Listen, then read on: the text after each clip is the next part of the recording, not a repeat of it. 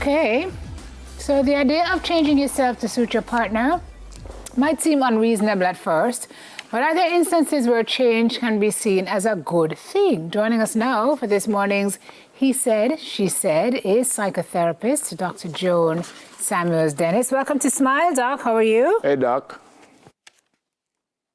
Doc, you're on mute. Not hearing you, Doc. Not hearing you. I am not. Okay. What is this yellow? We've all got a yellow. Everybody have on yellow. This morning. But this sound more like they said, I said. We are all saying is what it is. Back me up. I saw it and I loved it. So yeah, let's go with it. Yeah, man, great to have you again. What you mean by change? Because I also hear the word compromise. You know, you have a partner and you need to compromise. And so the compromise and the change, that's two different things we're talking about, or is basically the same thing? Yeah, I think you can compromise on how much you change. Okay. I think change is a natural growth thing for all of us. I think we shall all aspire to change. And I think, in fact, we come into partnerships with those people that we either date or marry or live with so that we can change and actually shift into that best version of ourselves. Doc, is the first time I ever hear anybody say that. Because what you typically hear is your partner is your partner is your partner. Who you met your partner as is who your partner will be. And people don't change. So you shouldn't go into a relationship expecting that your partner is going to change or expecting to change your partner. So this is a new argument that I'm hearing today. Yeah, well, I mean, if you think about, your journey, Simone, you think about your life and, just how you have been, you are not the same person that you were 5 years ago. And more than likely, you have worked hard in order for that to happen. So it is just a natural part of our process. I don't know why we like to deny that change is actually something that we want for ourselves. So a lot of us will enter these relationships, sometimes very toxic relationships at that. But those relationships would heal us. They will demand that we actually change something. So, for example, I might not like to go into a toxic relationship the next time. That requires that I change something about my thinking and even the desires that are in my heart. Change. Sorry. What I really wanted to say to her was that men don't change. I never want to make it feel bad. But what we're really told as women is that men do not change. I've also read the man will change for the right woman. But that's really what the prevailing thought, Doc, is that men don't change for anybody. And whether you want them to or not, it's just not going to happen. Sometimes you need a divine intervention, right? Jesus, keep me near the cross. But we're going to accept our divinity as women, and that sometimes, we orchestrate a thing, and in order for the relationship to continue, in order for us to continue to be friends, even if the relationship does continue, it demands that we change. And that's on both ends. But I think when someone decides, unless you change, I am leaving, if you truly value that relationship, listen to what it is that individual is saying, and you will then look inward. You can't look outward. You can't even look at what it is that they're saying right now, but you have to look inward and make those changes. Change seemed to be a very strong word, though, Doc. I go back to the word compromise, Like, all right, so I'm into sports, and I watch sports 24/7. And my lady beside me, she want to watch Netflix 24/7. For me to kind of watch I don't know if it's a change that. Buy another TV, no, sir? Yeah, I'm just willing to accept that she don't want so much sport, and I don't mind. I don't mind that, but it's changed that if I stop watching my sport, that's not what we're talking about, is it? Well, I think, Neville, what you're talking about is compromise. And there are some times when you want to spend time together as a couple, and you're going to have to decide what that looks like. Does that mean that you both need to be sitting and watching the same TV set all the time? No, absolutely not.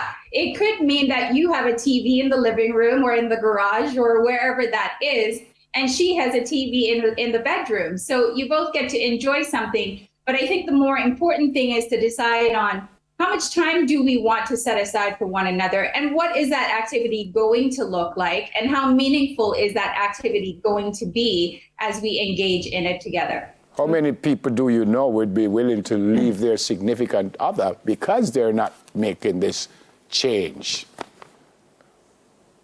I think more than 50% of us reach a point where we are making a decision. If I don't see this particular change, then I will leave this relationship. And Doc, I think it's important to kind of look at some of those fundamentals, those catalysts, that kind of change that should... So if your partner is saying to you, you need to lose 100 pounds because you're not looking like my type, or, you know, what are some of those things that could lead you to say, you know what, this is not good change. Yes, change is necessary.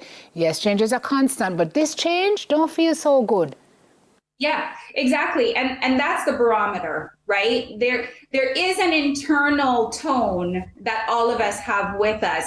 And it's important that we listen to that tone, right? It will always give you the nudge.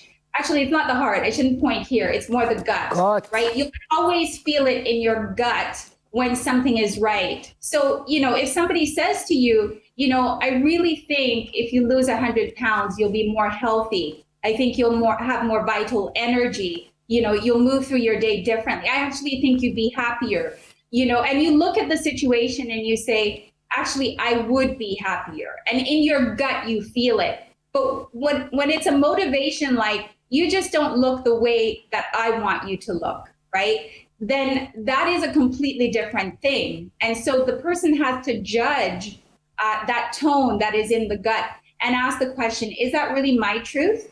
And if it is your truth, then you can move with it. But if it is not your truth, then there is a decision to be made about whether or not you want to stay in a relationship like that. When does it get to the stage that we need to talk to somebody like you? I have couples that do a checkup once a year. So they feel like they have a good relationship, but they want to just check in with one another. They want to make sure that everything is okay. And then I have the couples where there's no communication whatsoever. There's a lot of fighting, or there's a lot of silencing, or there's a lot of leaving.